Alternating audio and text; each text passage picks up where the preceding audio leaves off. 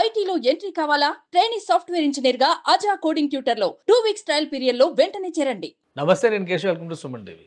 ఆంధ్రప్రదేశ్ ఉప ముఖ్యమంత్రి పవన్ కళ్యాణ్ ఢిల్లీ పర్యటన రెండో రోజు కూడా కొనసాగుతుంది. కీలకమైనటువంటి కేంద్ర మంత్రులతో వరుస భేటీలు జరుపుతున్నారు. అలానే ఎన్డీఏలో కూడా ఒక ముఖ్య పాత్ర పోషించేటువంటి నేపథ్యంలో పవన్ కళ్యాణ్ రాష్ట్ర ఎంపీలకి ఢిల్లీ వేదికగా విందును కూడా ఏర్పాటు చేశారు.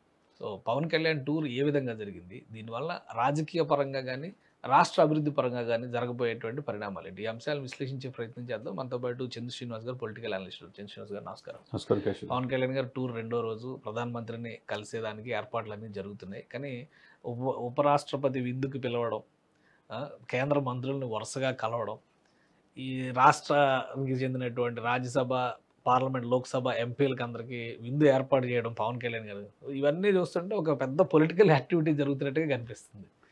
ఏంటి ఇంత సీరియస్గా ఇన్ని రోజులు ఢిల్లీలో మకాం వేసి పవన్ కళ్యాణ్ గారు వరుస భేటీలు జరిపిన సారాంశం ఏంటి? చాలా వ్యూహాత్మకంగా ఉందండి కేశవ్ గారు. గత 5 సంవత్సరాలు మనం చూడండి, ఇప్పుడు చూస్తున్నాం. గత 5 సంవత్సరాలు ఎప్పుడు జగన్మోహన్ రెడ్డి గారు, విజయసాయి రెడ్డి గారు ఉంటారు తప్పితే మంత్రులు ఎప్పుడు తీసుకెళ్ళారు. ఈయన ఉన్న 2 ఎంపీలు కూడా తీసుకుని పక్కన పెట్టుకొని ఎక్కడికి వెళ్ళినా చూడండి, ఒకవైపు బాలశౌరి గారు కావచ్చు, తంగిల ఉదయ్ శ్రీనివాస్ కావచ్చు, పెట్టుకొని వెళ్ళటం కావచ్చు. నిన్న మంత్రులు మీరు చెప్పినట్టుగా 6 కేంద్ర మంత్రుల్ని, ఇంక్లూడింగ్ నిర్మలా సీతారామన్తో పాటు 6 కేంద్ర మంత్రుల్ని, ఒకవైపు 75వ రాజ్యాంగ దినోత్సవం జరుగుతున్న ఈ సమయంలో 6 కేంద్ర మంత్రుల అపాయింట్మెంట్ ఇటు, జలవనరుల శాఖతో కూడా సమావేశం అవటం, పోలవరం చర్చించటం, పిఠాపురం నుంచి ఆర్ఓబి నిర్మించాలనే ప్రతిపాదన దగ్గర నుంచి రైలుకి సంబంధించి నిధుల బదలాయింపులు ఏది వదలతల్లా.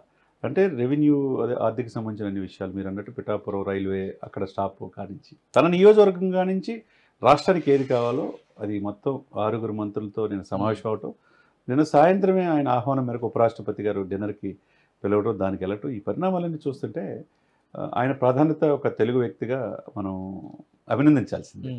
ఇకపోతే మీరు అన్నట్టు ఆయన నిన్న వెళ్ళిన 6 మంత్రుల్లో కూడా పర్యాటక సంబంధించిన 7 ప్రాజెక్టుల విషయం మాట్లాడి సానుకూలంగా అక్కడ కేంద్ర ప్రభుత్వం నుంచి వచ్చింది. దీంతోపాటు పర్యాటక యూనివర్సిటీ చేయాలన్నారు. తర్వాత పోలవరం నిధులకు సంబంధించి కూడా మాట్లాడాడు. తర్వాత పంచాయతీరాజ్ శాఖతో కూడా మాట్లాడాడు. మల్టిపుల్గా చాలా ఆహ్లాదకర వాతావరణంలో చర్చలు జరిగినాయి. ఇకపోతే మీరు ఎవరో ఊహించిన ఇది లిస్టులో నేను అనుకోలే ఎవరు. ఈరోజు మోదీ గారిని కలుస్తారు, ఎన్డీఏలో కీలకమైన పాత్ర పోషించవచ్చు. ఫర్దర్గా ఢిల్లీ, బీహార్ లాంటి ఎలక్షన్ బాధ్యతలు కూడా మన మహారాష్ట్రలో సక్సెస్ అయింది కాబట్టి 100% స్ట్రైక్ రేట్ చూపించాడు కాబట్టి ఎన్డీఏలో ఇతనే ట్రబుల్ షూటర్ అయ్యాడు. కాబట్టి ఆ బాధ్యతలు అప్పచెప్తారు, ఒక ప్రాధాన్యత ఇస్తారని ఈ సందర్భంలో ఊహించిన విధంగా ఈరోజు సాయంత్రం తాజ్లో, హోటల్ తాజ్ ఢిల్లీలో ఉభయ తెలుగు రాష్ట్రాలకు ఎన్డీఏ సంబంధించిన ఎంపీలకు ఇవ్వటం అనేది ఇది విందు, తనే స్వయంగా ఇవ్వటం తన ప్రాధాన్యత క్రమం ఏంటంటే తెలుగు వాళ్ళందరినీ అక్కడ ఒకటి చేస్తున్నారు కదా, తెలుగు నాయకుల్ని, తెలుగు ఎంపీలని, ప్రజాప్రతినిధులు, అంతే కదండి. ఇది ఓం బిర్లా గారి అమ్మాయి రిసెప్షన్ కాడి నుంచి చూస్తే ఈ రాష్ట్ర ముఖ్యమంత్రి కూడా రేవంత్ రెడ్డి గారు కూడా వెళ్ళారు అక్కడికి. ఎవరు ఊహించిన విధంగా ఉభయ తెలుగు రాష్ట్రాలకు సంబంధించిన ఎన్డీఏ వాళ్ళకి విందు ఈరోజు యాజ్ ఏ డిప్యూటీ సీఎంగా ప్రభుత్వం అఫీషియల్గా ఈరోజు సాయంత్రం ఏర్పాటు చేయడం అనేది, ఇవన్నీ పరిణామాలు చూస్తే పవన్ కళ్యాణ్ గారు డెఫినెట్గా దేశ రాజకీయాల్లో ఒక ప్రముఖ పాత్ర పోషిస్తున్నాడు అనేది స్పష్టంగా అర్థం. అంటే ఇప్పుడు ఆయన పాత్ర ఎన్డీఏలో ఏ విధంగా ఉండబోతుంది, దీని మీద కూడా ఎక్కువ చర్చ జరుగుతుంది. అవునండి. ఎన్డీఏలో రేపు ఢిల్లీ ఎలక్షన్స్ వస్తాయి, బీహార్ ఎలక్షన్స్ వస్తున్నాయి, తమిళనాడు ఎలక్షన్స్ వస్తున్నాయి. ఇవన్నీ ఉన్న నేపథ్యంలో రాజకీయంగా ఆయన ఏమైనా ట్రాన్స్ఫార్మ్ అయ్యేటువంటి అవకాశాలు కనిపిస్తున్నాయా? డెఫినెట్గా అండి. పరిపాలన పరంగా నిన్న రాష్ట్రానికి ఏం కావాలో చర్చలు జరిపాడు. ఈరోజు పూర్తిగా ఆయన పాత్ర, ఆయన పార్టీ పాత్ర, ఆయన నాయకత్వం ఎన్డీఏకి ఎంత అవసరం అనేది ఢిల్లీ ప్రజలతో సమావేశం. ఎందుకంటే ఆయన తప్పితే దక్షిణ భారతదేశం నుంచి కానీ అంత ఫేస్ వాల్యూ ఉన్న వ్యక్తి కానీ, ప్రజాదరణ ఉన్న వ్యక్తి కానీ కనపట్ల. అందులో ఒకవైపు ఆర్ఎస్ఎస్, విశ్వ హిందూ పరిషత్ అప్రిషియేట్ చేస్తూ ఉంది. హిందూ సనాతన సాంప్రదాయాన్ని లేవనెత్తుకున్న అంశం ఏదైతే ఉందో గతంలో ఎవరూ చేయలే ప్రయత్నం. 100 కోట్ల మందికి ఒకసారి కరెక్ట్ అయ్యాడు. హర్యానా ఎలక్షన్స్ కావచ్చు, మహారాష్ట్ర ఎలక్షన్స్ కావచ్చు, అందరూ కూడా ఓన్ చేసుకున్నారు పవన్ కళ్యాణ్. అని పవన్ కళ్యాణ్ ఒక తెలుగు ప్రజలే అనుకోట్లా, పవన్ మావాడు అనే భావనలో ఆయన వెళ్ళాడు. కాబట్టి బీజేపీ ప్రతి అవకాశాన్ని అందిపుచ్చుకుంటుంది. ఏ చిన్న అవకాశం ఇప్పుడు 13 రాష్ట్రాల్లో విస్తరించిందండి. కాంగ్రెస్ 3 రాష్ట్రాలకు మాత్రమే పరిమితం అయిపోయింది. ఇంకా ఆసేతు హిమాచలం బీజేపీ కాషాయ జెండా రెపరెపలాడాలని, దాని అనుబంధ పార్టీలే ముందుకెళ్లాలని కోరుకోవడం తప్పలేదు. ఆ దిశగా మీరు అన్నట్టు అతని పాత్ర ఏంటి, అతను ఏ పొజిషన్ ఇస్తారంటే డెఫినెట్గా ఒకప్పుడు ఎట్లయితే నేషనల్ ఫ్రంట్లో చంద్రబాబు నాయుడు గారు కన్వీనర్గా అట్లా చూసాము, ఎన్టీ రామారావు గారు, ఆ తర్వాత చంద్రబాబు నాయుడు గారిని, అదే పొజిషను ఈ రోజు పవన్ కళ్యాణ్ గారికి డెఫినెట్గా ఎన్డీఏ కన్వీనర్గా ఇస్తారనేది స్పష్టంగా కనపడుతుంది. ఈ సనాతన ధర్మ బోర్డు గురించి కూడా, సనాతన ధర్మ రక్షణ బోర్డు అనే ఒక ప్రతిపాదన పవన్ కళ్యాణ్ గారు చేశారు, ప్రాయశ్చిత్త దీక్ష చేశారు, దానికి ఒక ఎజెండానే వారాహి డిక్లరేషన్ అని చెప్పి అనౌన్స్ చేశారు. అయ్యే బుక్స్ ఇచ్చాడు, మీరు చూసారు లేదా? నిర్మలా సీతారామన్ గారు అందరికీ ఆయన ఇచ్చారు. సో ప్రధానమంత్రితో మీటింగ్ లో కూడా ఇది ప్రధానమైన ఎజెండా అయ్యే అవకాశం ఉందా, లేదా కేంద్రం ఏమైనా దీని మీద డెసిషన్ తీసుకుంటుందా? తప్పకుండా, బోర్డు ఎందుకంటే ఈ ముందు ఆయనకి ఆ యొక్క సమాచారం అందకపోతే ఇంత సిస్టమేటిక్ వెళ్ళడు. ప్రతి ఒక్కరికి వెళ్ళిన తర్వాత కొండపల్లి బొమ్మలతో సహా మన సంస్కృతిని ఉట్టిపడేట్టుగా వెంకటేశ్వర స్వామి ప్రతిమతో పాటు చేనేతి సంబంధించిన కళ్ళు ఇస్తున్నారు. దీంతో పాటు నిర్మలా సీతారామన్ కావచ్చు, మిగతా మంత్రులకు ఇచ్చే సమయంలో ఉపరాష్ట్రపతి గారికి కూడా ఈ వారాహి డిక్లరేషన్ ఏదైతే తిరుపతిలో చూపించాడో అదే ఇస్తున్నాడు ఇక్కడ. కాబట్టి దీని వెనక మీరు అన్నట్టు డెఫినెట్గా ఈ విషయంలో హిందూ సనాతన ధర్మ పరిరక్షణ బోర్డు జాతీయ స్థాయిలో ఇచ్చేయటానికి కేంద్ర ప్రభుత్వం కూడా దాన్ని పరిశీలిస్తున్నట్టుగా తెలుస్తుంది.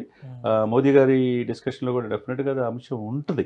ఉంటే కనుక 100 కోట్ల మంది వాళ్ళకి రక్షణగా ఒకటి ఇది వచ్చే అవకాశం, ఎట్లయితే ముస్లిమ్స్కి వక్ఫ్ బోర్డు అవన్నీ ఉన్నాయో, క్రిస్టియన్స్కి ఏమో మిషనరీస్ ఉన్నాయి, అట్లే హిందువులకు కూడా ఇన్నాళ్ళు లేదే, ఓటు బ్యాంక్ రాజకీయాలతో ఎవరికోళ్ళు పట్టినట్టుగా ఉంటున్నారనే భావన ఉంది. అది ఇప్పుడు ఒక అవకాశంగా అందిపుచ్చుకునే అవకాశం స్పష్టంగా కనపడుతుంది. ఈరోజు మోదీ గారి జరిగే సమావేశంలో NDA, what is the role of NDA in ఫ్యూచర్లో ఏ విధంగా ఉండబోతుంది, what is the role of Pawan Kalyan, 3 మీరు అన్నట్టు ప్రధానంగా హిందూ సనాతన ధర్మ పరిరక్షణ బోర్డుని ఏర్పాటు చేయటం, దాని విధి విధానాలు, దాని బాధ్యత. రాష్ట్రంలో కూడా రోల్ మారుతుందా పవన్ కళ్యాణ్ గారిది? ఢిల్లీ మీడియా అంతా అడిగారు, హోంమంత్రి మీరు తీసుకుంటున్నారా ఏంటి, అసలు ఆ లెక్కల గురించి అడిగితే ఆయన సీఎంతో మాట్లాడతాం అని చెప్పి అన్నారు. రాష్ట్రంలో కూడా ఏమైనా స్పెసిఫిక్ రోల్ మారదు, ఎందుకంటే ఢిల్లీ వెళ్లే ముందర కూడా ఆయన 3-4 శాఖలను పెట్టి రివ్యూ చేశారు. ముఖ్యమంత్రి చేసేటువంటి యాక్టివిటీ పవన్ కళ్యాణ్ గారు కూడా టేకప్ చేశారు. అసలు కూటమి ప్రభుత్వంలోనే ఒక సమన్వయం నడుస్తుంది. సో దానిలో పవన్ కళ్యాణ్ గారి స్పేస్ మరింత పెరిగే అవకాశం కనిపిస్తుందా? ఇప్పుడు ఏమవుతుందంటే రాష్ట్రం సరిహద్దులు దాటి ఆయన యొక్క ఖ్యాతి ఢిల్లీ గడ్డపైన విస్తరించింది. ఆయన జాతీయ రాజకీయాల్లో ప్రముఖ పాత్ర పోషిస్తున్నాడని అర్థమవుతుంది. ఇక రాష్ట్ర సమస్యని సాల్వ్ అయిపోయింది. 164 సీట్లు వచ్చిన ఎంపీలు వచ్చినాయి. ఇక్కడ కావాల్సింది ఏంది? ఆంధ్రలో జీవనాడి పోలవరం పూర్తి చేయాలా, రాజధాని అమరావతి ఉండాలా, ఉద్యోగాలు ఇవ్వాలా, పరిశ్రమలు బాగుండాలా. దీనికి సంబంధించిన అన్ని కూడా ఒకవైపు నిన్నటి వరకు చేశాడు. ఈ రోజు ఏంటి, ఎన్డీఏలో కీలక పాత్ర కాబట్టి ఈ పార్టీలో నా రోల్ ఏంది అంటే అంతకు మించి అన్నట్టుంది. ఇప్పుడు ముఖ్యమంత్రి ఇది దాటిపోయాడు అనేది స్పష్టంగా అర్థమవుతుంది. కొత్త ఇమేజ్గా వచ్చింది ఆల్రెడీ. దానికి అనుగుణంగానే ఆయన్ని ఎన్డీఏలో ఏ విధంగా పాత్ర పోషిస్తారు, ఎన్డీఏ కన్వీనర్ ఇస్తారా, కన్వీనర్ ఇస్తారా అనేది ఈ రోజు సాయంత్రానికి తెలిసిపోయే అవకాశం స్పష్టంగా ఏర్పడుతుంది. రైట్, థ్యాంక్ యూ శ్రీనివాస్ గారు. ఇది ఢిల్లీలో ఉప ముఖ్యమంత్రి పవన్ కళ్యాణ్ పర్యటన అనుక్షణం రాజకీయ వ్యూహాలు, అలానే రాష్ట్ర అభివృద్ధి సంకల్పంగానే నడుస్తుంది. మరోవైపు ఉభయ రాష్ట్రాలకు చెందినటువంటి ఉభయ సభల ఎంపీలకి పవన్ కళ్యాణ్ ఇచ్చినటువంటి డిన్నర్ కూడా చాలా ఆసక్తికరమైనటువంటి రాజకీయ మార్పులకి వేదిక అయ్యేటువంటి ఛాన్సెస్ కనిపిస్తున్నాయి. ఎందుకంటే ఎన్డీఏ పక్షాన రాబోయేటువంటి ఎన్నికల్లో ప్రతి రాష్ట్రంలో పవన్ కళ్యాణ్ ఒక స్టార్ క్యాంపెయినర్గా మారడానికి పుష్కలంగా అవకాశాలు ఉన్నాయని చంద్ర శ్రీనివాస్ గారు విశ్లేషిస్తున్నారు. ఇది స్పెషల్ డిస్కషన్. Keep watching.